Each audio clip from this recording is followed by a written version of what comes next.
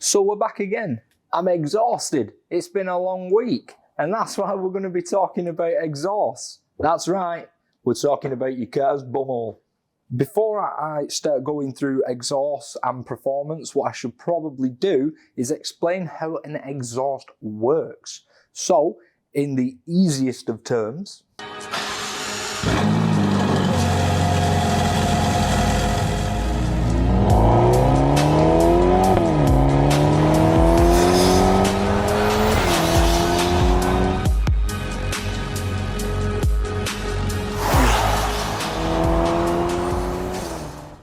the exhaust system collects gases from the cylinders, and then it removes the harmful substances within those gases, the pollutants.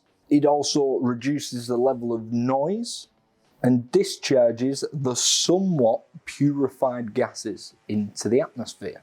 And it does this away from the occupants. So the exhaust system starts at the manifold, which is attached to your engine block right next to the cylinders. When the cylinders produce the gas from the combustion process, they then come into the manifold and start making their way through the exhaust system. When we're talking manifolds, don't forget about the flanges that connect it to your cylinders or to your engine block, and don't forget the gaskets. We need these to seal everything together, to stop leaks, and also to stop any disruptions in flow. Going to be an important word, flow. The gases will then move from the manifold to a downpipe, which will take this underneath the car. And then pretty much soon after or before, you will have a catalytic converter, also known as a CAT. The CAT is there to reduce NOx levels, CO levels, and hydrocarbons, all the bad stuff. Greta Thunberg, or whatever her name is, would not be happy if we took her cats out and straight piped everything. Although I do love a good straight pipe. However, cats or DPFs, if you run in a diesel vehicle, can cause restriction, even though they are designed in a way to promote the most airflow. If you run in high performance, your cat or your DPF could hinder that performance as well. However, you don't want to get pulled over by the fun police and slapped in jail. Don't drop the soap. Is there no shower gel? Not the David Lloyd. Oh dear. You better bend over and pick that up.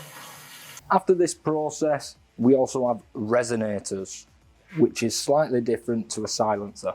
A resonator is there to take away a specific frequency of sound from your exhaust system. A little bit like your cruising speed, it'll take away the droning noise of your exhaust. And then after a resonator, we usually have a silencer or a back box, and they are there just to quieten the system overall. A little thing about silencers, like this one in front of me, we have the oval shape, which will actually quieten down a lot more because there's more stuff internally inside. There's more for the sound to bounce off, which will then in turn quiet it down.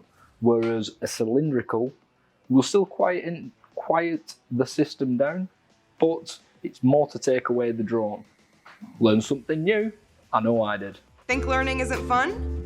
Think again. So we'll move on to performance-wise, and every build is different to what it will require. But 9 out of 10 times, we will be looking at straight through pipes, performance piping, down pipes, racing cats, all of the above. And the reason for this is to remove any restriction of those gases coming through that exhaust system. Just remember, if the exhaust is restricted, it's going to restrict the engine and the performance that it can pull overall. It's almost like a smooth river flowing in spring.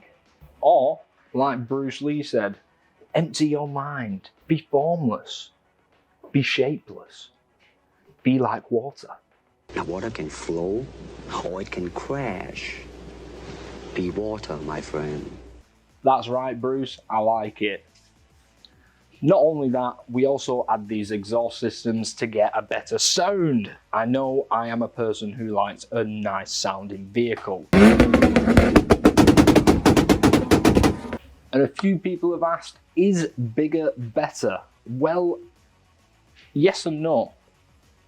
There will become a point where your exhaust is so large that it really does not make a difference and you're just using more materials for no reason. So theoretically it wouldn't be better because you'd have more weight in the exhaust system. But a lot of people have turned around and said, what about back pressure? Back pressure you do not need. And the reason that people get so confused with back pressure is because we have back pressure and scavenging. Don't get the two confused. Scavenging is a phenomenon, I said it right this week, that creates a vacuum to help suck those exhaust gases out.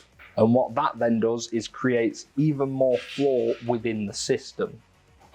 If you're getting more air coming through your intake, you need to be pushing more gases out. It's as simple as that. But what about cars with tiny exhausts, like Dragsters? Well, let's have a look at some Dragsters. Dragsters have a very short exhaust that comes straight from every single cylinder. Each cylinder gets an exhaust, I know. Greedy. Not only that, these will come down and then point up into the sky. Their only reason of existence is to get the exhaust gases away from the engine. However, a little unknown thing is why that exhaust points up into the sky. Well, it's not just to annoy Gretna. Believe it or not, they're using the force of the exhaust to create a little bit of extra downforce, which in turn will create a little bit of extra traction. That's awesome. Clever engineers. I'm hoping that you understand exhaust a little bit better now. If you do have any questions, just let me know. I mean, talking about all these exhausts has got me exhausted. It's exhausting. Exhaust.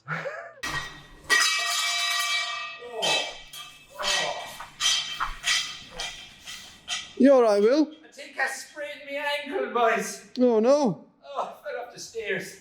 Well done. Oh. Use this little button here to subscribe to our channel so that you don't miss anything that we do. We post at least one video a week, so there's always new stuff. Maybe watch this video, or maybe that one looks good. I'd probably watch that one.